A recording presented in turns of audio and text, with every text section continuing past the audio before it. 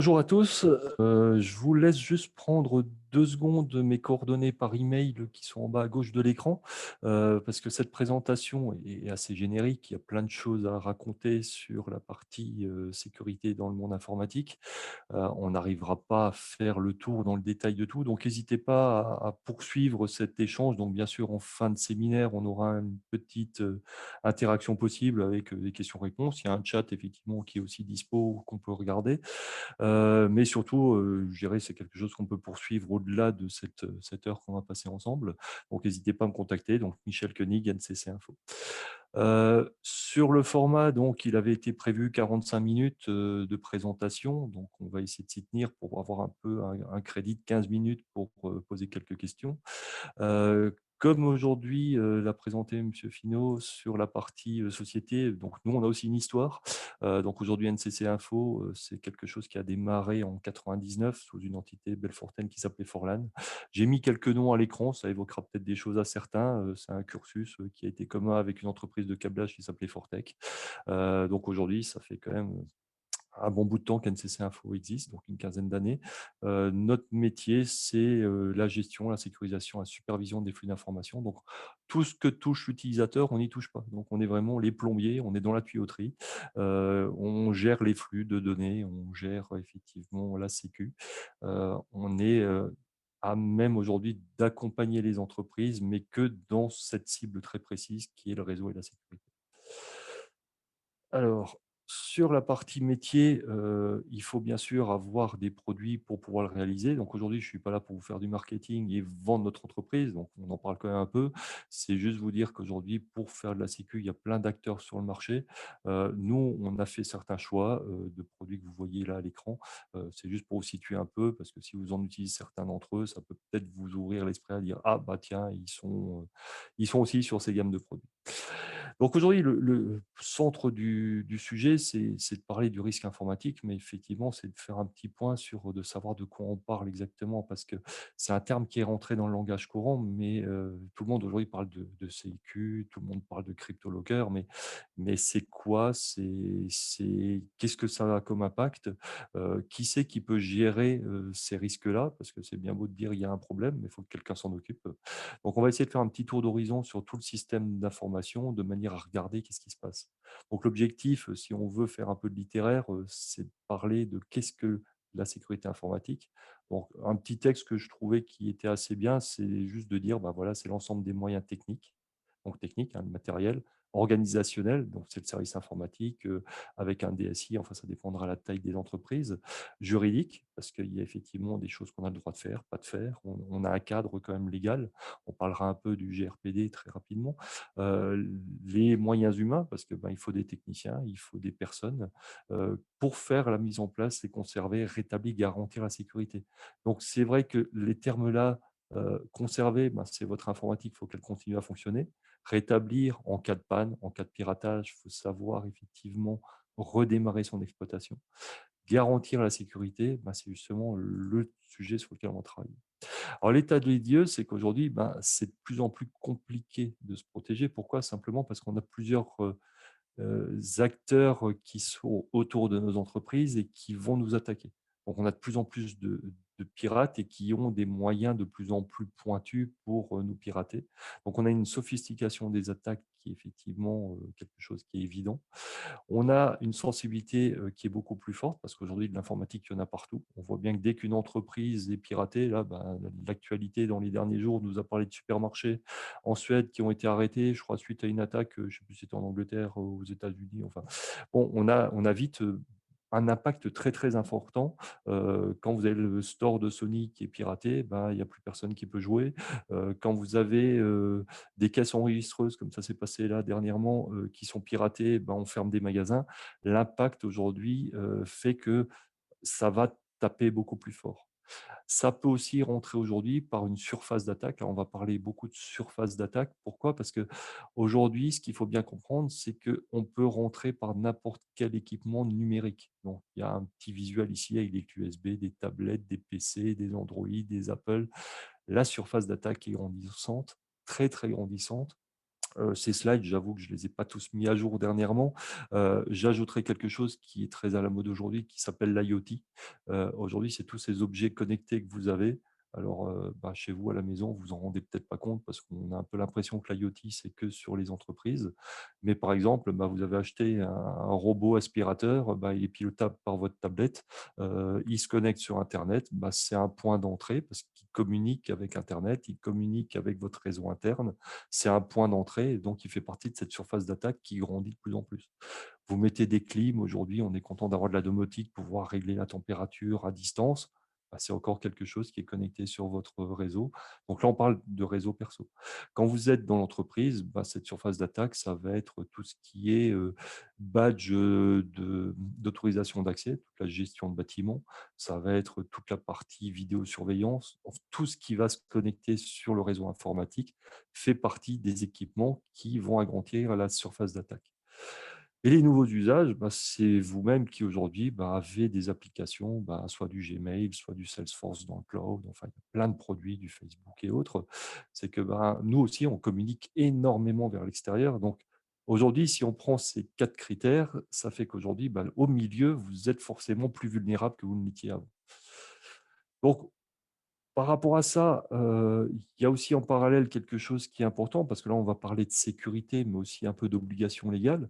Dans les obligations légales, on parle de beaucoup de protéger ces données, mais il y a aussi une législation maintenant qui s'appelle GDPR, qui va obliger à avoir, une protection des données par rapport aux données utilisateurs. C'est bien de protéger son entreprise pour que ça fonctionne toujours, mais dans les informations qu'on va stocker sur nos serveurs, il va peut-être y avoir des données qui sont des données personnelles. Si vous vendez, par exemple, des choses, on parlait avant d'e-commerce, vous allez avoir des informations qui vont être propres à des gens, peut-être même des numéros de carte bleue, des choses très, très sensibles. Vous devez de pouvoir garantir que ces données sont protégées. Donc, il y a le GDPR qui est là-dessus. Donc cette réforme qui a été faite par l'Union européenne sur la protection des données, c'était essentiellement de mettre et de légiférer sur quelque chose d'européen. Alors c'est vrai que l'Europe, on a l'impression que ça n'avance jamais. Là-dessus, il y a quelque chose qui a eu lieu, c'est que sur cette partie protection des données personnelles, l'Europe s'est mis autour de la table et a commencé à réfléchir pour avoir quelque chose de transverse et de commun à tous les pays européens. Bon, ça a commencé quand même cette réflexion en 95, hein, donc on voit que c'est pas tout récent, même si on a l'impression que ça vient juste d'arriver. Donc c'est des textes de loi qui ont été sortis et qui vont être appliqués. Alors je vais passer un peu l'animation. C'est juste vous dire quand est-ce que ça a démarré? Par quelqu'un qui a eu un projet, donc Viviane Reding, en 2012. Et aujourd'hui, la GDPR, dont tout le monde dit: «Oh, ça vient de sortir». Non, c'est une loi qui est en application depuis le 25 mai 2018. Donc je veux pas faire, il y a une vingtaine de slides que j'ai supprimés de la presse pour être concis. Sur le GDPR, soyez quand même conscients qu'il y a des obligations légales, que quand on a des données personnelles, des noms, des prénoms, des numéros de téléphone, des données, médicales, des données, de carte bleue, vous avez à faire très, très attention et à pouvoir garantir que vous avez mis tout en œuvre pour protéger ces données. Et si jamais vous les faites pirater, vous avez une obligation d'en informer que vous avez été piraté pour qu'il puisse y avoir une information de fait aux usagers. Si vous ne le faites pas, les peines, alors je ne les ai plus en tête, mais c'est très, très cher en termes de pénalités, financières, que vous pouvez avoir. Donc sur la partie de la réglementation, c'était une loi unique, hein, c'est, pour protéger les citoyens. Donc je vous ai mis, comme dit, les différents articles dans un slide. L'objectif, c'est pas de les passer en revue parce que ça serait un peu long, mais je vous les mets à disposition. Donc, déjà, par email, vous pouvez me les demander ou sinon vous pouvez c'est assez par la scène numérique.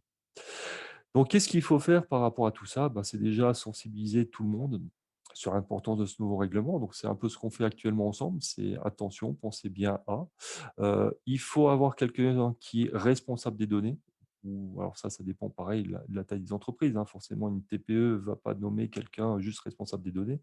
Dans de la fonction publique, ça va s'appeler un DPO. Enfin, il y a, selon les structures, des choses à mettre en place.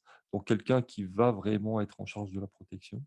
Il va falloir bien sûr respecter les droits des citoyens, recenser les traitements. Donc ça, c'est quelque chose qui va être toujours vrai dans tout ce qui va être sécurité, c'est de travailler sur le recensement de ce qui existe. Parce que comment protéger quelque chose qu'on ne comprend pas ou qu'on a un peu oublié.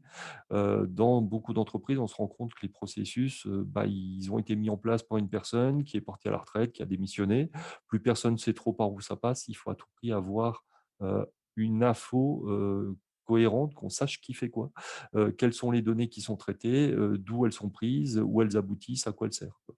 Donc, registre de traitement, c'est quelque chose qui permet de savoir, donc là, on est toujours dans la protection de la donnée utilisateur. Donc, qui a le droit d'accéder à des données? C'est vrai que si vous êtes dans du médical, je pense que la secrétaire du service info n'a pas besoin de regarder les données médicales. Ça va être effectivement plus pour les médecins, pour les infirmières, des choses comme ça. Donc, bien refaire un point sur qui a le droit de faire quoi. Et ce qu'on appelle la pseudonymisation, c'est effectivement si quelqu'un doit avoir un regard transverse pour avoir des stats d'un pourcentage de quelque chose, bah, il n'a pas besoin de savoir que c'est Alain Dupont. Il a besoin de savoir que 25% des personnes ont tel profil. Donc, si on veut faire effectivement de la statistique pour effectivement orienter son entreprise dans une direction ou une autre, pas besoin d'avoir les noms. Donc, rendre anonymes les choses pour qu'elles puissent être exploitées, diffusées et que la confidentialité soit respectée. Derrière tout ça, on parle de l'entreprise. On doit aussi parler derrière de tous les gens qui pourraient interférer dans le process, donc tous vos sous-traitants. Donc, il faut que vos sous-traitants, si vous voulez être conforme, il faut forcément que tous les acteurs, et notamment les sous-traitants, le soient aussi.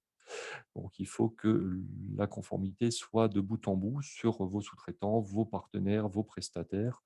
Donc, il faut rester un peu au courant, hein. Donc c'est pas un métier, que c'est pas le vôtre, hein, de suivre ce que fait la CNIL, donc Commission nationale d'information et des libertés, mais il faut quand même être un peu au courant de ce qu'on attend quand on va toucher à de la donnée informatique, ce qu'on vous oblige, ce qui est le cadre légal, quoi. Donc sur les partie interne, donc on parlait de l'être humain, bah, mettez en place aussi, bah, des plans de formation, de communication, de manière à ce que les gens soient au fait de quoi on parle, de qu'est-ce qu'il faut faire. Donc c'est un peu ce qu'on fait une fois de plus aujourd'hui. Mais aussi, évaluer, bah, le risque. Alors il y a des matrices, hein, il y a du Meurice, il y a du Mirai, il y a plein de produits. Alors ça peut être très, très complexe, mais je crois pas que j'ai laissé les slides, mais c'est juste vous dire à un moment donné, il faut réfléchir à qu'est-ce qui va être, probable, qu'est-ce qui va être, avec un fort impact. Donc si on prend dans le risque informatique, le risque que votre bâtiment se fasse inonder ou se fasse taper par la foudre, c'est peu probable. Par contre, l'incidence, bah, si on noie tous nos serveurs, ça va être catastrophique. Donc peu probable, mais gros risque, on va peut-être le traiter. Fortement probable, c'est que quelqu'un puisse rentrer dans la salle parce qu'il n'y a pas un digicode et que la porte est juste fermée à clé. Alors on va se dire: «Ah bah là, c'est quelque chose de facile à traiter, il faut le faire». Donc il faut évaluer effectivement les niveaux de risque et par rapport à ces niveaux de risque, la complexité d'y pallier. Et aussi, bah, si ce risque, on peut rien y faire, bah, éviter que la foudre tombe sur votre bâtiment, on peut pas y faire grand-chose. Mais qu'est-ce qu'on fait, si jamais ça arrive? Donc c'est un peu de prévoir toutes les situations. On est un peu comme les assureurs, on va essayer dans la partie sécu de préparer en permanence, bah, le cas le pire qui pourrait arriver. Donc c'est un peu un métier, bizarre, mais mais c'est comme ça. Donc sur la partie, des nouvelles règles, qu'est-ce qui est, assez simple à faire, donc c'est un peu ce qu'on met comme élément clé, c'est par exemple le chiffrement. Tout ce qu'on va imaginer pouvant être une fuite de données, ça va être effectivement très simple de dire: «Ben, je vais juste mettre du chiffrement sur mes données». Parce que c'est pour aujourd'hui la meilleure façon de protéger nos données. Et si vous pouvez prouver que les données ont été chiffrées lorsque vous avez eu une fuite de données, ce que dit le texte de loi, c'est qu'il n'est pas nécessaire de notifier les individus. Parce que, en toute logique, comme il y a eu un chiffrement de la donnée, effectivement, vous avez quelque chose qui a été pris, donc de votre entreprise, mais qui est lisible par le pirate. Donc, pas besoin de notifier. Donc, le chiffrement est quand même un des points clés, par rapport à des fuites d'informations. Et si jamais vous avez eu des fuites de données, bah, si elles étaient chiffrées, le risque financier de pourcentage d'amende que vous pourriez avoir est franchement minoré. Donc, faire du chiffrement, oui, mais qu'est-ce qu'on veut chiffrer? Alors, les appareils perdus ou volés, donc ben, on voit ici un PC portable, s'il est non chiffré, effectivement, on en a entendu parler, hein, il y a eu même des documents qui sont sortis, confidentiels défense. Quelqu'un qui perd effectivement, accidentellement son PC, on ne s'attend pas à ce que les données soient en clair sur des données très sensibles. Donc ça semble évident aujourd'hui de chiffrer, toutes les équipements qui sont transportables. Donc aujourd'hui avec le télétravail, on a un gros parc de PC portables qui se baladent. Heu, Quand je marque en bas combien de portables avez-vous perdu, j'ai à peu près dans toutes les entreprises vu des histoires de: «On me l'a piqué dans le TGV, je l'ai oublié parce que, bah, j'étais en train de téléphoner et puis je suis monté, dans le train ou dans l'avion». Bah, c'est très, très fréquent et plus fréquent qu'on ne le pense. Donc quand ça arrive, c'est panique à bord, on appelle le service info: «Qu'est-ce que je fais?» Bah, c'est perdu, c'est trop tard. Il aurait fallu y réfléchir avant. Donc l'idée, c'est aujourd'hui de se poser les questions. Je suis là un peu pour vous faire peur, de dire: «Réfléchissez-y avant, chiffrez toutes les données». Donc faut faire attention à tout ce qui va être, facile à égarer. Donc un PC portable, bon, l'oublier, faut déjà effectivement un peu le faire, faut avoir la tête en l'air. Mais on vient de voir passer une petite animation avec une clé USB. C'est beaucoup plus simple de perdre une clé USB et là aussi, c'est difficile de savoir où sont toutes nos clés USB. Donc petit, machin humoristique en bas, savez-vous où est votre première clé USB et ce qu'il y avait dessus? Pas évident, encore aujourd'hui, là, moi, j'ai une sacoche avec, mon PC dedans où je me balade en clientèle. Je ne sais pas vous dire combien de clés USB j'ai dedans et quelles sont les données qu'il y a dessus. Donc si effectivement, bah, elles sont perdues ou parce qu'on vient à la prêter parce qu'on veut échanger un fichier, est-ce qu'il n'y a pas une autre donnée que celle qu'on est censé, communiquer, sur la clé? Donc essayez d'être vigilant à ce que vous avez dessus. Heu, la donnée par clé USB, mais on s'échange pas seulement des clés USB parce que des fois on est loin, donc c'est d'échanger effectivement aussi par courriel, hein. Donc aujourd'hui, ben, on envoie des emails à tout va, on met des pièces jointes, et puis, c'est vite fait de faire un un mauvais envoi avec un destinataire qui n'est pas voulu ou de mettre une mauvaise pièce jointe. Donc là, bah, pareil, faites attention, à ce qu'on appelle du data leakage en anglais, à la fuite de données. Pareil, partage de données. Aujourd'hui, ben, des fichiers qui sont partagés sur les serveurs, mais il y a pas que les serveurs. Aujourd'hui, bah, il y a beaucoup de partage dans le cloud, hein. Aujourd'hui, dans les entreprises, des fois, on n'a pas vraiment mis en place ce qu'il faut pour que les gens puissent échanger des gros fichiers. La boîte mail est limitée en capacité. Donc on va se retrouver avec des gens qui disent: «Ah bah, ouais, moi, par exemple, j'utilise un suite, suisse, qui s'appelle Gros Fichier». Enfin, bon, il y en a plein qui existent. Ah bah, on va poser des fichiers là-bas. Bah, si vous le mettez et qu'il est en clair, peut-être que quelqu'un peut le récupérer ou quelqu'un peut l'intercepter pendant que vous le transférez vers le site. Il peut y avoir plein de moyens aujourd'hui de récupérer des infos. Et dans ces infos, parce qu'on parle d'infos, d'informations piratées, il y a effectivement des données peut-être sensibles R&D de votre entreprise, il y a peut-être des données personnelles et là on vient sur le GRPD avec par exemple une fiche de paye, des données, très, très personnelles d'une personne. Mais des fois, il y a aussi des choses qui sont que j'ai vues, hein, qui sont assez surprenantes. C'est des gens qui s'échangent, des fichiers avec des sites, des users, des mots de passe en disant: «Ah, tu veux te connecter là? Tiens, je te donne les identifiants» et c'est échangé par des moyens qui sont absolument pas sécures. Quand vous devez donner un mot de passe à quelqu'un par rapport à un accès, Heu, la plus grosse erreur à faire aujourd'hui, c'est de mettre ça dans un email. Donc aujourd'hui, utiliser l'email et par exemple un SMS pour passer le mot de passe. Il peut y avoir effectivement des toutes petites astuces ou réflexes pour éviter, une catastrophe, quoi. Donc on a aussi quelque chose qui était très, très présent et qui commence un peu à justement par rapport à la sécu disparaître, c'est cette appellation que vous connaissez peut-être qui est le Bring Your Own Device. C'est qu'on a à un moment donné eu l'idée dans le monde informatique, mais je pense surtout que c'était des gens financiers, en disant: «Bah, on gagnerait beaucoup d'argent si on laissait les gens arriver avec leurs ordinateurs plutôt que de leur fournir et de les doter de PC dans l'entreprise». Donc c'était de dire: «Bah, OK, vous venez avec votre, PC, vous venez avec votre tablette, vous venez avec votre smartphone et vous avez le droit de travailler dans l'entreprise». Mais aujourd'hui, on va faire rentrer finalement quelque chose qui, est peut-être prêté aux enfants, quand on est à la maison, qui va avoir un virus parce qu'on a téléchargé un jeu qu'on ne voulait pas payer, sur un site, un peu bizarre. Enfin, aujourd'hui, c'est quelque chose qui commence à prendre un peu du plomb dans l'aile, alors que c'est une info qui était assez récente. C'est, bah, on essaie d'arrêter d'autoriser justement des périphériques qu'on ne maîtrise plus. préfèrent avoir effectivement quelque chose de plus sécure. Alors, il y a certains périphériques sur le marché qui permettent d'avoir un conteneur qui est pour l'entreprise un conteneur à titre privé, mais c'est pas vraiment très bien développé encore pour l'instant, quoi. Donc, aujourd'hui, faites attention peut-être à ne pas donner accès, à des terminaux, personnels dans l'entreprise.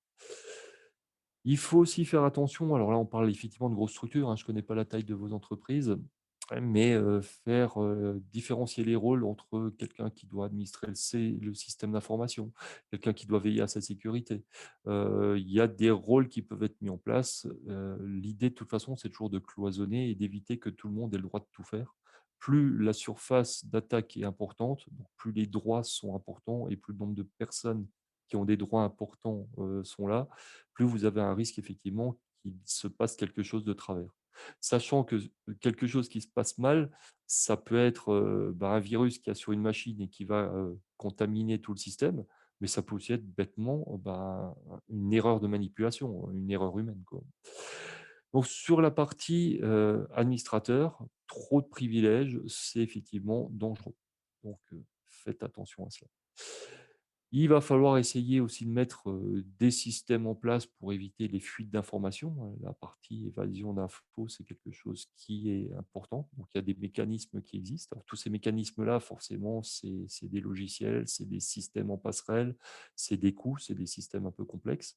Donc il y a quelques explications sur, des protections qui peuvent exister. Au-delà de tout ça, je vous ai parlé à l'instant, vous avez quand même quelque chose qui, reste commun et ça, on le dit souvent de manière humoristique, le plus gros problème dans les entreprises, c'est l'être humain. Donc l'être humain fait des erreurs, mais des fois l'être humain est aussi, a envie de faire des choses, alors qu'il sait qu'il n'a pas le droit de le faire. Donc pour se prémunir de ça, il faut faire de la formation, il faut faire de la sensibilisation, mais il y a un point qui est très simple à mettre en œuvre dans les entreprises, c'est une charte informatique. Parce que la charte, qu'est-ce qu'elle va vous apporter? C'est qu'elle va vous apporter, des directives qui vont dire qu'est-ce que l'employé a le droit ou non de faire. Alors ça peut, paraître idiot parce qu'on va finalement dans la charte dire des choses qui sont évidentes, mais une fois qu'elles ont été écrites, qu'elles font partie effectivement, d'un document légal dans l'entreprise qui très souvent est, fourni en même temps que vous allez signer un contrat de travail, la personne, elle est sensibilisée, elle se dit: «Attention, si je fais des choses qui ne sont pas autorisées par la charte, j'encours un risque». Alors effectivement, faites toujours attention. Vous, en tant que DRH ou autre, vous n'avez pas le droit de faire des actions. Il faut passer par, la justice, il faut une commission rogatoire, il faut une enquête. Vous ne pourrez pas faire vous-même, usage, de d'informations que vous auriez sur un utilisateur qui a fait des choses qui ne respectent pas la charte, mais vous allez pouvoir effectivement, faire appel à ce que quelqu'un, prenne connaissance qu'il y avait une charte, que la personne a fait des choses de travers et qui va effectivement, derrière pouvoir être licencié, et qui ne pourra pas le contester. Alors, il y a une petite réflexion en bas que m'avait donnée un juriste, hein, en disant: «Ne faites pas signer une charte informatique, faites qu'une charte a été reçue». La nuance, elle est juste que la charte peut évoluer à partir de là, parce que si la charte, elle a été signée, c'est celle signée, aujourd'hui, par exemple, le 8 juillet qui est valide et puis si demain vous rajoutez une ligne, elle n'est plus valide. Donc aujourd'hui, c'est quelque chose qui doit vivre, qui doit évoluer. Donc vos utilisateurs, il faut les protéger, donc où qu'ils soient. Donc aujourd'hui, dans l'entreprise, on savait à peu près le faire. Aujourd'hui, dans les salles de réunion, c'était déjà un peu plus compliqué parce qu'au lieu d'être en filaire, on est en Wi-Fi, on revient un peu sur les postes portables.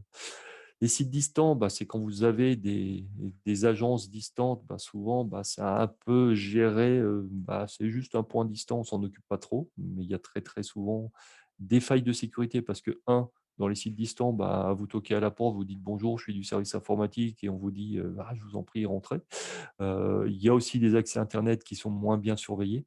Donc le site distant, c'est quelque chose qu'il faut avoir à l'esprit, qui est des fois plus, une faille de sécurité que ne l'est l'entreprise elle-même parce qu'on a mis moins le focus pour la protéger. Les personnes en déplacement, donc avec leur PC portable, mais aujourd'hui avec le télétravail, plus vrai que jamais, à son domicile, avec soit un PC portable, soit le gros problème, un PC privé qui, comme on l'a évoqué avant avec le Bring Your Own Device, mais là on ne va pas ramener son terminal dans l'entreprise. Ce qu'on a dit avant qu'on essaie de moins en moins de faire, mais c'est que le terminal, il est chez nous à la maison parce qu'on est à la maison. Donc on ne l'apporte pas dans l'entreprise, il est chez nous. Donc qu'est-ce qu'on fait? Est-ce qu'on dote les utilisateurs d'un PC portable de l'entreprise qui ne pourra accéder qu'à des données et qui ne pourra pas installer des choses, dangereuses dessus? Ou est-ce qu'on l'autorise à utiliser son PC, auquel cas, bah, il ne va pas se connecter à l'entreprise et à toutes les données de l'entreprise, de manière totalement ouverte. On va passer par un portail qui, par exemple, publie un serveur RDP en HTML, des choses où on sait que, bah, il aura une visu, il aura un accès, mais il aura effectivement pas la capacité de nuire au système d'information. Donc tout ce qui est effectivement télétravail, en déplacement ou autre, quand on va l'évoquer, je ne l'ai pas remis sur ce slide, mais jusqu'à présent, l'idée, c'était de se connecter à l'entreprise avec, bah, un équipement, OK, on vient d'en parler, un utilisateur, un mot de passe et à partir de là, on était dans l'entreprise. Alors aujourd'hui, ben, utilisateur mot de passe, Microsoft, c'est un peu leur cheval de bataille en ce moment. Ils veulent que ça disparaisse des systèmes Windows parce que c'est pas assez sécure, parce que c'est facile à pirater, mais aussi parce que, aujourd'hui, on a des puissances de calcul pour essayer de les pirater qui sont énormes. Donc quelle est la solution? C'est ce qu'on appelle le MFA, le Multi-Factor Authentication. C'est de demander à la personne d'avoir un système supplémentaire en plus du user mot de passe. Quand on sera mature sur le sujet, peut-être que ce système remplacera carrément le user mot de passe. Donc le MFA, c'est quoi? Multifacteur. Donc le premier facteur aujourd'hui, c'est un utilisateur, un mot de passe, ça c'est le premier facteur d'authentification. Le deuxième, c'est quelque chose que l'on a. Donc, on a quasiment tous un smartphone, donc bah, ça peut être une solution. C'est de dire, bah voilà, moi j'ai mon téléphone, donc je veux m'authentifier en prouvant que c'est bien moi. Bah, je suis propriétaire de mon téléphone, sauf si je l'ai paumé, bah, il est dans ma poche. L'autre critère d'authentification dans le multifacteur, ça va être quelque chose que l'on est. Donc, on a quelque chose qu'on a, notre smartphone, quelque chose que l'on est, bah, c'est par exemple une empreinte digitale, une reconnaissance faciale, un code qui serait reconnu par une clé avec un chiffrement dessus. Donc, ajouter quelque chose pour pouvoir vous connecter à l'entreprise qui soit plus solide que effectivement juste j'ai perdu le fil, la partie authentification utilisateur mot de passe. Donc sur la partie, prise en main à distance, là, on parlait de quelqu'un qui vient travailler dans l'entreprise. Il y a un point sur lequel je voulais juste mettre un slide parce que j'ai une sensibilité là-dessus qui m'est propre.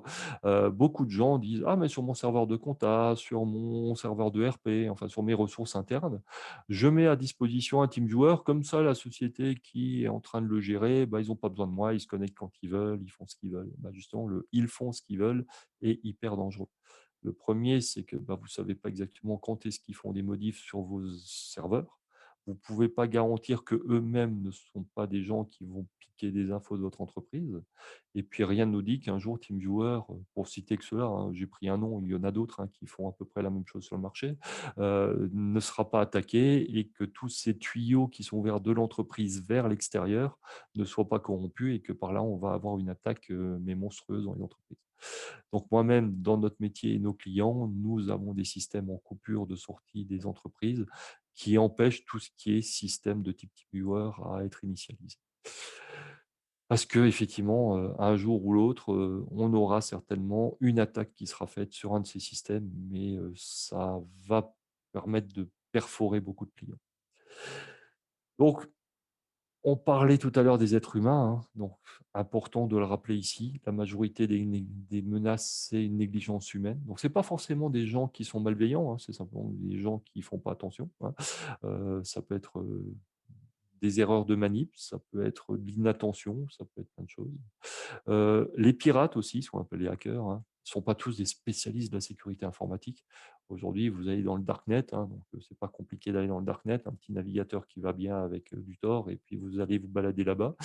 Et puis vous pouvez acheter aujourd'hui en toute impunité, en toute transparence, grâce à ce qu'on appelle des bitcoins, que tout le monde entend, beaucoup en ce moment, bah, vous pouvez acheter des espèces de kits.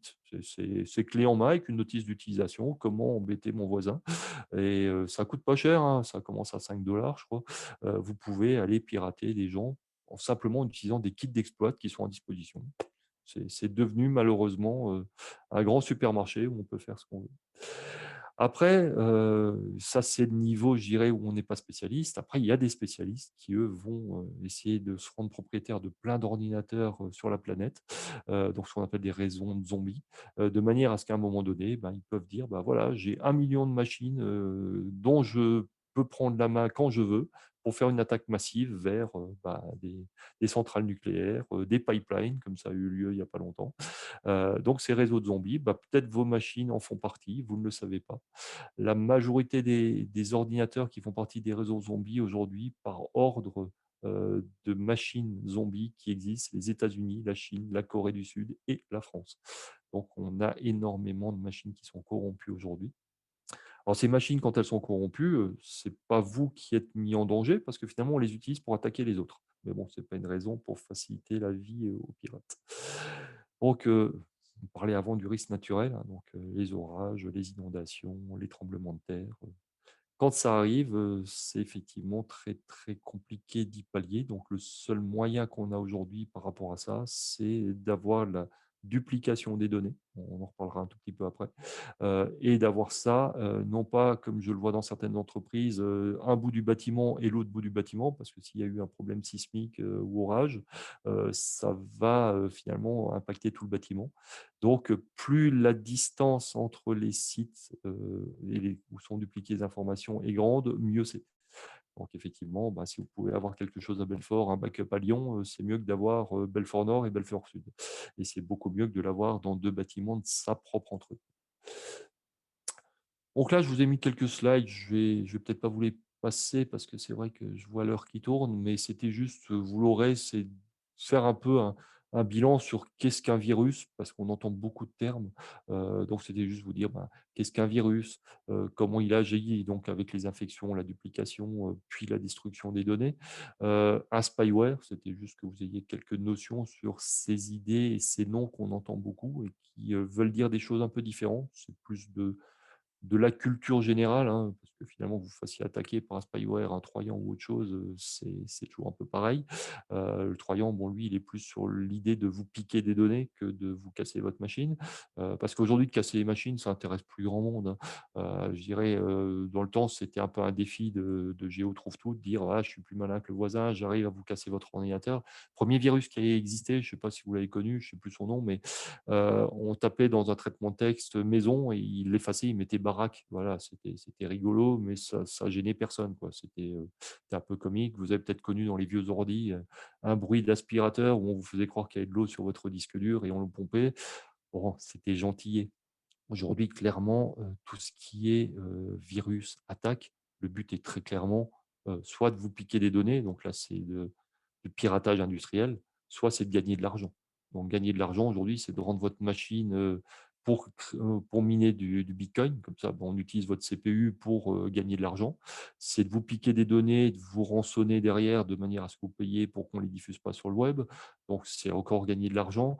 Dans tous les cas, aujourd'hui, on se rend compte que c'est quand même l'argent qui est toujours un peu à la clé et qui va être le fil conducteur de tous nos pirates parce que s'il y a juste, le défi technique, je pense que là, ça n'intéresse plus grand monde. Donc les verres, bah, ça, c'est effectivement, quelque chose qui va permettre d'ouvrir une porte, ce qu'on appelle des backdoors, hein, de manière à ce que le pirate puisse rentrer plus tard. Donc c'est aussi ça qui permet à ces fameux réseaux de zombies qu'on vient de parler. Les keyloggers, bon ça c'est des logiciels espions ou même des équipements physiques comme ce qui est décrit un peu dans l'image du bas, qui va permettre de récupérer des données, simplement en s'intercalant dans le câble de votre clavier et si vous ne faites pas attention, bah, on récupère tous les mots de passe. Donc les attaques, bah, aujourd'hui, elles sont assez sophistiquées. On a des machines, avec du compute, de la CPU qui est énorme, hein, parce que bon, aujourd'hui, on voit que dans un smartphone, on a plus de puissance de calcul qu'on ne l'avait dans la première, c'était la première fusée qui est à l'Uni, on a plus de CPU dans un smartphone. Donc aujourd'hui, on a une capacité de calcul qui est énorme partout.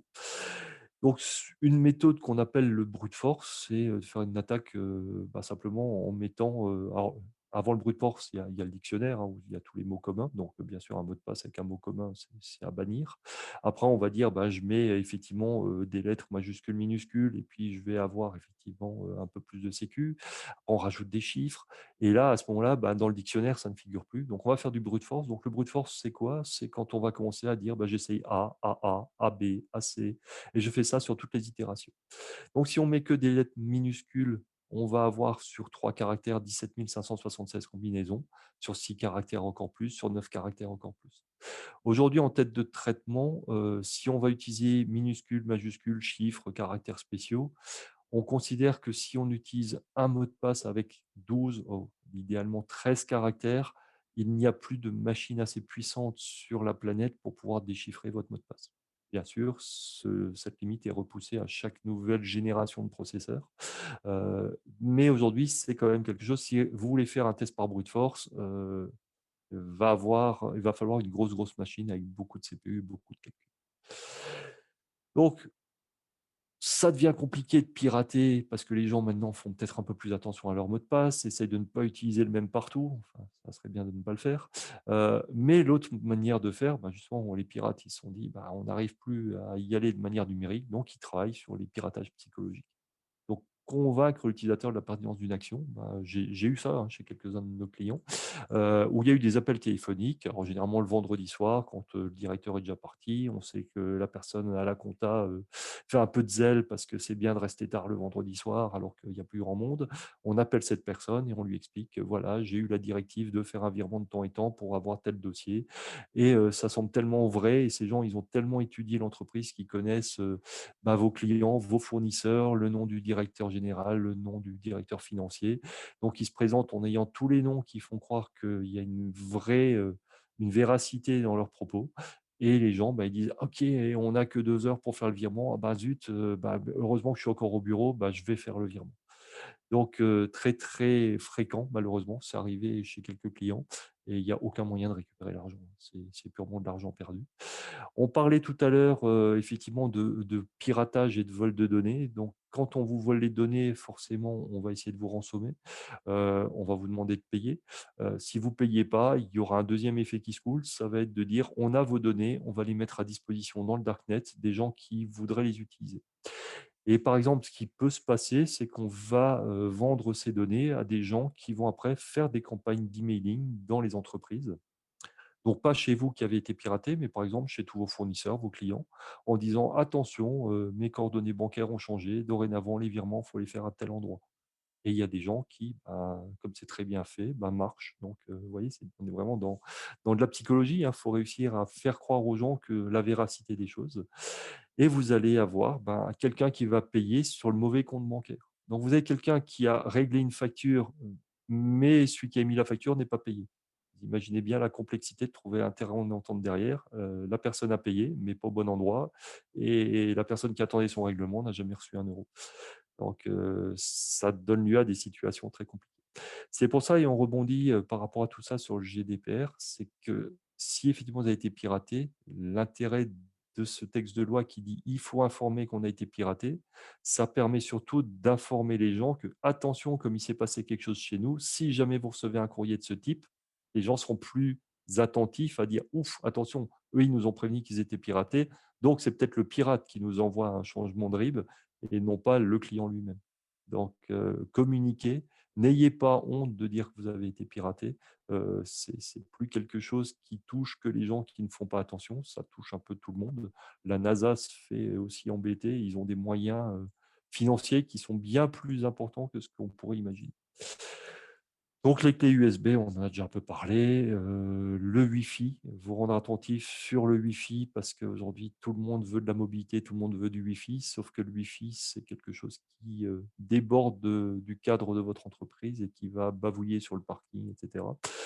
Donc soyez prudents, un projet Wi-Fi, c'est pas juste je mets une borne et c'est super, tout le monde peut accéder à mes données. C'est attention, ma borne va donner accès à des gens qui sont peut-être même pas dans l'entreprise parce qu'ils vont être, à l'étage du dessus, sur le parking à côté. On a beaucoup, beaucoup de surfaces d'attaque, par le Wi-Fi aujourd'hui. Donc différentes manières de protéger le Wi-Fi, il en existe. Les PC portables, c'est pas plus qu'une grosse clé USB, hein, si je grossis le trait. Donc faites attention, il se balade partout, il peut être volé, il peut être piraté, il peut effectivement être le vecteur d'infection, donc soyez très prudents. Donc les rançongiciels logiciels, on en a parlé, hein, donc ce qu'on appelle effectivement aujourd'hui les ransomware. Faut y faire très, très attention. Première apparition, c'est 2013. Vous voyez, une fois de plus, c'est pas quelque chose de nouveau, mais c'est quelque chose qui est très vrai en ce moment et qui demande beaucoup, beaucoup d'argent. Alors, il y a une règle assez simple, hein, c'est, ne payez pas la rançon. Ça ne sert, généralement à rien. La majorité des gens qui ont payé, reçoivent peut-être de temps en temps la clé pour déchiffrer, mais en même temps, reçoivent, une autre infection en parallèle. Et comme vous avez payé, ben, on se dit, bah, si vous avez payé un bitcoin pour sortir de cette situation, bah, si je vous rembête dans 15 jours, vous payerez 2 bitcoins. On a compris que vous étiez prêt à payer. Donc, c'est pas la bonne démarche. La bonne démarche, c'est quoi quand vous avez été chiffré? Bah, vous n'avez plus vos données, vos serveurs sont à l'arrêt, vous faites plus tourner votre entreprise. Bah, c'est de travailler sur, une manière de redémarrer au plus vite. Donc beaucoup de gens aujourd'hui ne disent plus: «Est-ce que je vais me faire rançonner?» C'est plus quand, mais pardon, c'est plus si, c'est quand. Parce qu'aujourd'hui, on ne peut pas garantir, que vous ne soyez 100 à l'abri. C'est pas possible. Donc le seul moyen qu'on a aujourd'hui de vous protéger, contre tous ces systèmes qui vont être intrusifs par des mails, par des clés USB, par des PC portables. Donc comment fonctionne un ransomware? Ben, ça va être effectivement avec un spam, un kit d'exploit, un logiciel téléchargé, de faire un appel à un serveur qu'on appelle command and control, qui lui va effectivement récupérer une clé de chiffrement. Donc vous voyez déjà que le premier facteur, ça va être peut-être de bloquer les pièces jointes, les mails que vous recevez. Le deuxième vecteur, ça va être que votre système, une fois qu'il aura été, corrompu, lui va aller faire une recherche d'une clé pour chiffrer vos données. Donc là, vous pouvez empêcher le mail de rentrer. Il y a des systèmes pour ça. Là, vous pouvez empêcher votre ordinateur d'aller vers des serveurs qui tiennent des commandes de contrôle, donc des clés de chiffrement. Une fois que la clé a été récupérée, malheureusement, c'est trop tard. Donc il faut déjà avoir fait ces 2 là et il va falloir là, le pirate a une clé, il va vous chiffrer les données et il va vous demander une rançon. Donc il faut travailler sur les 2 premiers niveaux. On a eu des cas, dès 2004, donc c'est quelque chose qui aujourd'hui est connu. On connaît le mode de fonctionnement, mais on a un peu oublié. Donc pour pallier à ça, il y a les antivirus, mais aussi, petite annotation sur le sujet, pensez à faire, les mises à jour de vos systèmes et désactiver les vieux systèmes obsolètes, si vous avez encore des modes de fonctionnement SMBV1, donc les vieux modes d'échange de fichiers Windows. Si vous avez encore des serveurs Windows 2008, si vous avez encore des postes XP, aujourd'hui, il n'y a plus de mise à jour sur ces systèmes. Ces systèmes ont aujourd'hui des grosses failles qui sont connues. On parlait du Darknet, mais il n'y a même pas besoin d'aller dans le Darknet pour récupérer les kits sur lesquels on peut récupérer les kits d'exploit pour pouvoir vous pénétrer. Si vous avez un seul serveur 2008, on peut trouver son mot de passe, enfin, pas le mot de passe, mais la manière de prendre les privilèges administrateurs sur ce serveur Windows 2008. S'il est dans votre Active Directory, on a la main sur l'ensemble du système d'information. Donc, un seul serveur 2008 aujourd'hui dans une entreprise, et par expérience, je peux vous dire que quasiment tous les clients, ils en ont encore un qui traîne quelque part. C'est une catastrophe. Quelqu'un qui peut rentrer sur ce serveur-là rentre sur l'ensemble de l'entreprise. Donc, faites les updates, mais pour pouvoir faire les updates, il faut avoir des systèmes qui sont encore avec des mises à jour. Donc, on voit que les systèmes Microsoft, les Windows 7, tout ça, il n'y a plus rien. Je n'ai pas rajouté Windows 7, mais aujourd'hui, il en fait partie aussi. Donc les conseils pratiques, par rapport à je mon but, c'était un peu de vous faire peur aujourd'hui et surtout de vous dire: «Attention, ça touche tout le monde, ça peut rentrer par plein de vecteurs». Donc le seul moyen, c'est que si un jour ça vous arrive, faut effectivement communiquer sur le fait que vous avez été, piraté par rapport, à vos partenaires. Mais il faut que vous puissiez redémarrer, votre système d'information. Donc la, solution clé, c'est comme aujourd'hui le backup, c'est de sauvegarder vos données de manière régulière et de mettre à l'abri, effectivement ces backups. Donc sur la partie, protection, on a parlé de tous les filtrages, donc je l'ai déjà évoqué sur le slide d'avant. On continue à utiliser ce petit schéma humoristique en disant que le problème, généralement, il est entre la chaise et le clavier, hein, et qu'il faut remplacer l'utilisateur. Bon, ça, malheureusement, on ne les changera pas. Ils existent, les utilisateurs. Donc, le système d'information, il faut le protéger parce qu'à un moment donné, il peut y avoir quelque chose qui se passe mal. Donc, la sauvegarde, la duplication des données. Bah, si vous avez les moyens, c'est de ne pas avoir un seul serveur, mais un serveur plus son backup. On n'oublie pas ce qu'on a évoqué avant, c'est que plus les sites de PRA, donc de plan de reprise d'activité, je ne sais pas si vous connaissez la notion de PCA et de PRA. Donc, le PCA, c'est un plan de continuité d'activité. Ça veut dire qu'en cas de perte des données dans une salle informatique, on va y voir une continuité d'activité, c'est-à-dire qu'il y a zéro arrêt ou un arrêt de quelques secondes et on continue à fonctionner. Un PRA, c'est un plan de reprise d'activité. Ça veut dire que vous êtes tombé en panne, vous avez la capacité de redémarrer, reprise d'activité, avec un certain délai. Donc, les ressources, il faut les dupliquer, il faut qu'elles existent ailleurs.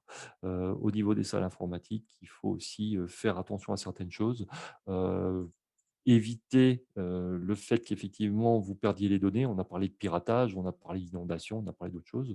Dans l'équipement de la salle info, bah, il y a l'alimentation électrique, il y a la climatisation, il y a la détection incendie. Tout ça fait partie. On parle en sécurité de pas seulement des pirates, on parle de la disponibilité de votre système d'information. Donc la priorité, c'est que votre entreprise puisse tourner, que vous ayez tout le temps l'information disponible. Donc effectivement, si vous avez une clim qui lâche, vos serveurs vont s'arrêter. C'est tout aussi catastrophique pour votre production que si un pirate était arrivé dans votre réseau. Donc la sauvegarde, c'est l'élément clé. Il faut essayer d'avoir des sauvegardes de manière externalisée. Alors, on revient à quelque chose qui est tout bête. Alors, il y a des gros systèmes qui permettent d'émuler des bandes. On n'est plus obligé d'avoir des vraies bandes physiquement. On peut avoir des solutions qui sont dans le cloud, mais il faut avoir des gros tuyaux Internet. Mais essayer d'avoir à l'esprit qu'il faut essayer d'avoir une sauvegarde offline. Parce que si vous avez simplement, par exemple, des shadow copies sur un serveur, ben, quand on va vous chiffrer votre serveur, les shadow copies seront chiffrées aussi. Si vous avez de la duplication de disques, bah, ça ne va pas suffire parce qu'effectivement, bah, on va synchroniser en temps réel bah, vos données dans les deux salles. Donc, si on chiffre ici, bah, on réplique le fait que ça soit chiffré de l'autre côté. Donc, les sauvegardes, essayez d'avoir la possibilité de redémarrer d'une manière ou d'une autre. Donc, un bon outil de sauvegarde, c'est pas un outil de sauvegarde, j'aime bien cette expression, c'est-à-dire que c'est un outil de restauration. Vérifier le bon fonctionnement, tester que les données sont bien lisibles et soient cohérentes, et quantifier la durée qui serait nécessaire pour redémarrer. On a des gens qui ont effectivement pensé à tout, qui ont un duplicat qui est ailleurs quelque part dans le cloud, mais des tuyaux internet tellement miséreux qu'il faut une semaine pour redémarrer les serveurs. C'est peut-être pas acceptable selon votre métier. Bon, voilà un peu les différents critères sur lesquels je voulais vous rendre attentif. Sur la partie effectivement sauvegarde, ça me semble important d'appuyer sur ceci parce que aujourd'hui, les quelques clients dont j'ai entendu parler qui ont été cryptoloqués et qui ont bien fait de ne pas payer la rançon, leur seul moyen, ça a été de redémarrer avec une bande qui était offline dans un coffre-fort parce que tous les données internes, ils avaient récupéré d'une manière ou d'une autre les pirates, les mots de passe, ils ont supprimé les shadow copies, ils ont supprimé les sauvegardes, ils ont effacé les librairies de bandes avec des robots qui avaient plusieurs bandes. La seule bande qui aurait été encore capable de redémarrer et de sauver l'entreprise, c'était une bande qui avait été sortie du robot. Donc, ça peut aller très, très loin. Donc, sur la partie protection, essayer de cloisonner au maximum les données, de manière à ce que, bah, là, j'ai mis que des données avec du plan de continuité et autres, que les données ne soient pas accessibles dans tous les sens, de toutes les manières, que si quelque chose se fait corrompre, bah, que automatiquement ce ne soit pas répliqué dans un PCA. Regardez avec vos éditeurs, vos fournisseurs, comment ça peut être fait, parce que sinon, on va effectivement tout corrompre. Donc, les snapshots, c'est des choses qui existent dans des baies comme MC2 et autres, il y a plusieurs choses. Dupliquer vos ressources, dupliquer vos données, dupliquer vos accès réseau. Donc ça, pareil, si vous voulez avoir une continuité de service, notamment avec le télétravail, bah, un seul accès Internet, bah, s'il tombe en panne, bah, vous ne pouvez plus travailler. Les clims, on en a parlé, les alimentations électriques. En clair, le maître mot, c'est de tout doubler. Donc ça a un coût. Forcément, bah, on va revenir sur la matrice dont on parlait au début. En fonction des sensibilités, de la probabilité de risque, ben, on mettra plus ou moins d'argent dans certaines choses parce qu'on fait tous avec nos moyens, quoi. Donc il faut documenter son parc, il faut, faire des inventaires, il faut faire des procédures de reprise d'activité. Donc comment je restaure, comment je redémarre mon serveur qui a été corrompu. Faire des schémas, souvent ça a l'air tout bête, mais on ne sait pas comment c'était monté parce qu'on a galéré, pour le faire marcher. Une fois que ça marche, on se dit que ça marchera toute sa vie et on va regalérer des jours et des jours pour remettre en exploitation. Donc faites des docs, faites des procédures de restore. Heu un point autour de tout ça, on parle de plein de produits qui doivent vous protéger. Donc, on parlait d'anti-spam, on parlait de protection vers internet. Faites quand même aussi un peu, soyez attentifs à ne pas prendre le produit qui a l'air magnifique à un moment donné, parce que tous les produits ont des cycles de vie. Il ne faut pas être trop opportuniste. Prenez quelque chose qui a quand même une constance dans le temps. Quand vous achetez un système pour vous protéger, quel que soit le type de protection que vous voulez, spam ou autre, il faut que ça soit encore vrai dans 1 an, dans 2 ans, dans 3 ans. Et il faut que ces systèmes puissent être stables dans le temps. Ça veut dire qu'il y a quelque part une vraie société dans ce métier qui veille à ce qu'il soit mis à niveau, que l'éditeur travaille sur les derniers niveaux d'attaque et sache répondre à toutes les nouvelles attaques en mettant à jour les systèmes. Donc il faut que le cycle de vie soit quelque chose de constant et qui soit. On a déjà parlé, pensez à mettre les systèmes à jour. Il y a une dernière faille qui est arrivée là cette semaine sur, tous les spoolers d'impression Microsoft. Donc bah, Microsoft est en train de sortir des patchs. Il y a des failles, on les connaît, les éditeurs les connaissent, ils les corrigent. Heu, en statistique, on considère qu'une mise à jour d'un Windows, c'est 80 des attaques qui sont bloquées. Les 20 restants, c'est les antivirus qui vont le faire. Donc 80 c'est comme les éditeurs, on parle Microsoft, mais Adobe et autres, c'est tous les produits dont il y a des mises à jour. Privilégier d'avoir des systèmes à jour parce que les éditeurs font un gros travail de mise à jour. Alors c'est vrai que c'est un peu saoulant de mettre ces systèmes à jour tout le temps, mais c'est quelque chose qui va nous permettre de protéger sur un périmètre de une surface d'attaque de 80 votre système et ça coûte 0 parce que vous avez droit aux mises à jour à partir du moment où vous avez la licence. Donc un petit schéma pour terminer cette présentation, c'était de dire, ben, essayez de tout doubler. Donc on a mis 2 firewalls, on a cloisonné les réseaux en interne, on a effectivement mis 2 accès internet, donc le slide est un peu vieux, il y a encore de la DSL. Parce qu'aujourd'hui les usages sont, bah, du télétravail, sont de la télémaintenance, sont de l'accès au web, au mail, à des solutions dans le cloud. On a de plus en plus de gens qui finalement vont vers le cloud, hein. Même s'il y a eu beaucoup de réfractaires, j'en fais partie d'ailleurs, on a aujourd'hui forcément quelques ressources dans le cloud. Donc il faut qu'on puisse, pour que notre entreprise se tourne, toujours accéder à ce type d'informations. Donc le schéma idéal, si, on n'avait pas de contraintes budgétaires, bah, ça serait de tout doubler, hein. Donc les salles info, les accès internet, la synchronisation de tout ça, nos clients qui sont, effectivement double attachés sur les salles, de la climatisation, qui est doublée, de l'énergie qui est doublée. Plus on redonde et plus on double tout, plus on va être serein dans le fait que, bah, si quelque chose se fait attaquer à un niveau, bah, qu'on va être en mesure de pallier à l'attaque. Voilà, c'était, un peu rapide, c'était peut-être un peu dense, c'était peut-être pas dans le détail pour tout ce que vous vouliez voir. Je sais qu'on a un peu évoqué avec Damien tout à l'heure de la protection plus d'e-commerce. C'est un métier, à part. Nous, c'est vrai qu'on est plus des plombiers et on travaille plus dans les tuyauteries et autres. Donc j'espère vous avoir apporté quelques, points sur lesquels, il faut être, attentif, avoir la sensibilité sur, la sécu.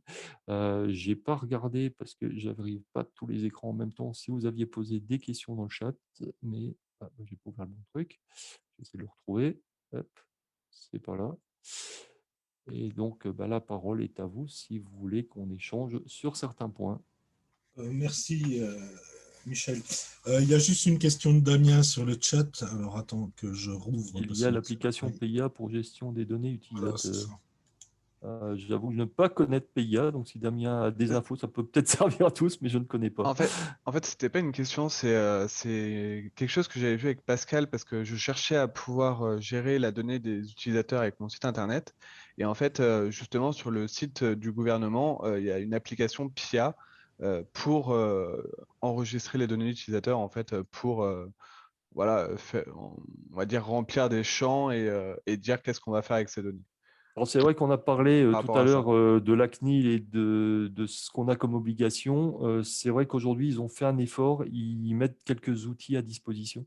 Oui, Donc, PIA, je ne le connaissais pas, mais effectivement, ça fait partie des outils qu'ils ont certainement rajoutés. C'est vrai que c'est intéressant ce qu'ils ont fait, c'est de pas seulement contraindre et dire il faut que vous fassiez, c'est qu'ils proposent un peu des solutions aussi aujourd'hui. c'est ça, tout à fait. Et c'est vrai que dans l'e-commerce, il faudra être très attentif. Dès qu'on a de la donnée nominative avec utilisateur, mot de passe, données bancaires, c'est là que c'est le plus sensible. Il faut forcément faire RGPD, il faut protéger les données au maximum. Enfin, l'e-commerce, c'est quelque chose de très lourd à gérer parce que justement, il y a un fort risque de piratage parce qu'on en revient à ce que je disais tout à l'heure, il y a de l'argent. Donc, à partir du moment où il y a de l'argent, ça intéresse les gens. Donc, on a un client sur Mulhouse qui, un site e-commerce qu'il a mis chez quelqu'un, un provider à Paris. Parce que moi, je lui ai dit, attends, trop complexe de faire de la sécurisation de l'e-commerce. J'ai dit, je pense qu'on va se rater à essayer de le faire nous-mêmes. Donc, il a fait appel à un spécialiste sur Paris. Il a hébergé son site web à Paris et ils se sont fait pirater chez le spécialiste à Paris. Donc, moi, j'étais très content de ne pas avoir mis le doigt là-dedans. Faites très attention, forcément, ça intéresse les gens parce qu'on peut piquer des numéros de carte bleue, on peut usurper un site web et piquer des paniers ou faire un faux site qui ressemble au vôtre. Et puis la personne dit ah super, il y a une promo, j'en profite, je clique, alors que c'est pas votre site.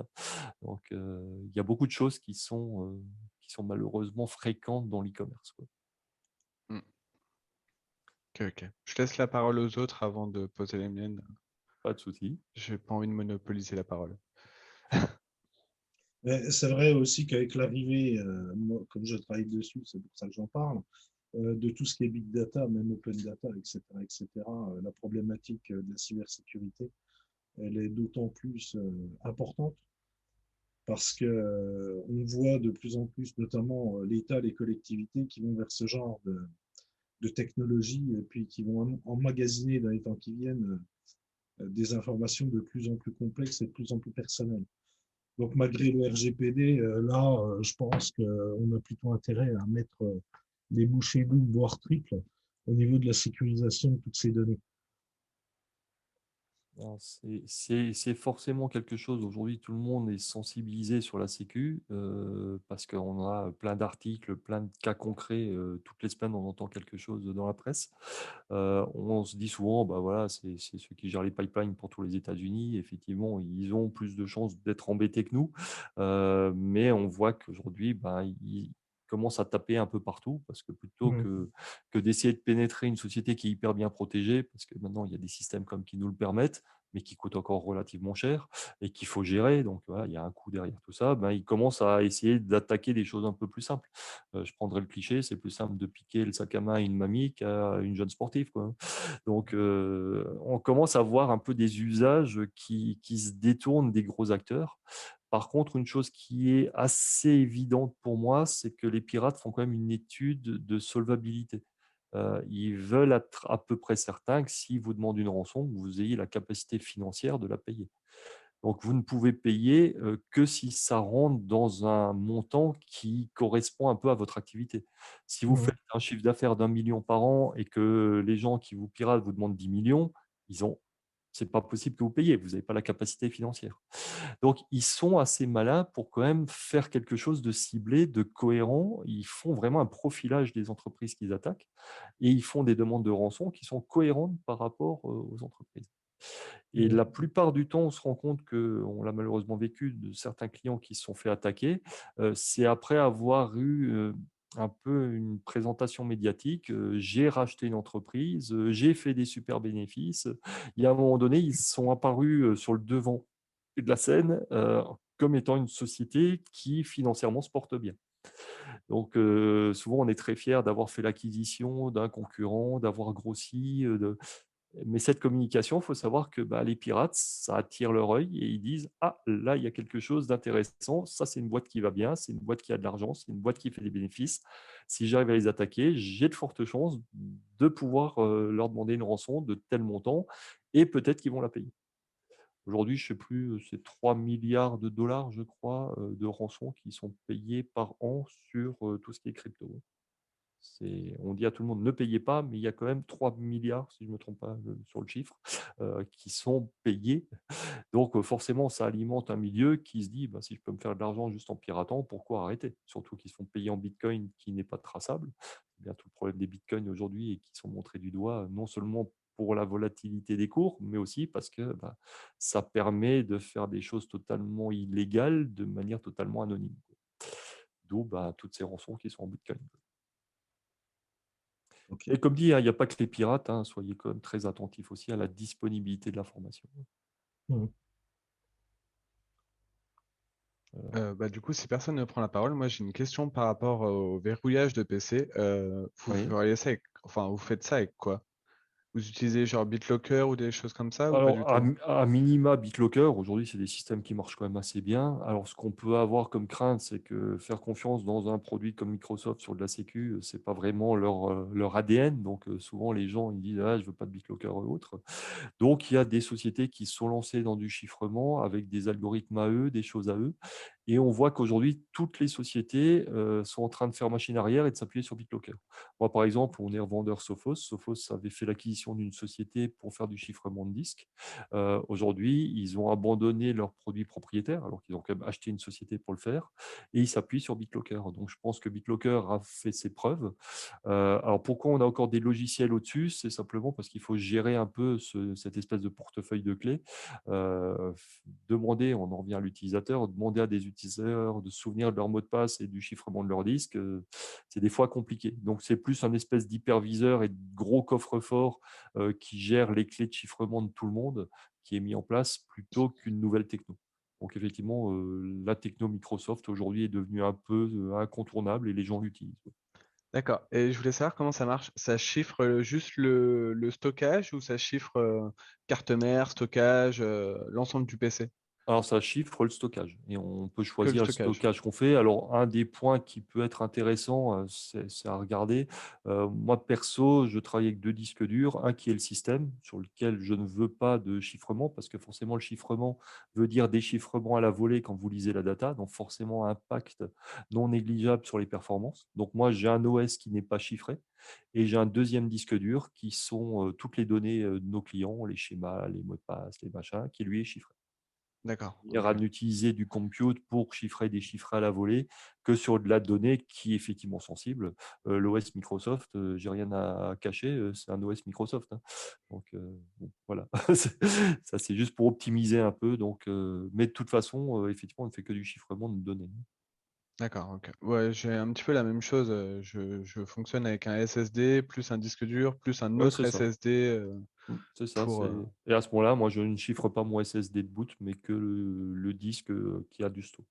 D'accord. Ok. Et puis, bah, merci pour avoir suivi ce webinaire. Et Et Et puis, ben, n'hésitez pas, s'il y a des questions, vous avez noté mon email, michel.koenig@ncc-info.com. Avec plaisir, on échange ou si vous avez des questions sur lesquelles je peux répondre. Je ne connais pas tout, c'est vrai que le milieu informatique est très vaste, mais j'essaierai soit de vous répondre, soit de vous aiguiller vers des gens qui ont la compétence pour vous aider. c'est ce que j'allais dire. Moi, enfin, je pense que je prendrai contact avec vous pour diverses questions sur le e-commerce principalement, comment Et comme dit, j'ai un de mes sécuriser. clients qui a fait de l'e-commerce, bon, même si ça ne s'est pas super bien passé, mais qui se sont penchés dessus, je peux vous mettre en relation et je pense que c'est des gens qui peuvent vous donner quelques pistes. Ils ont un site qui est un site très connu, je ne veux pas les citer aujourd'hui, mais donc je vous mettrai en relation.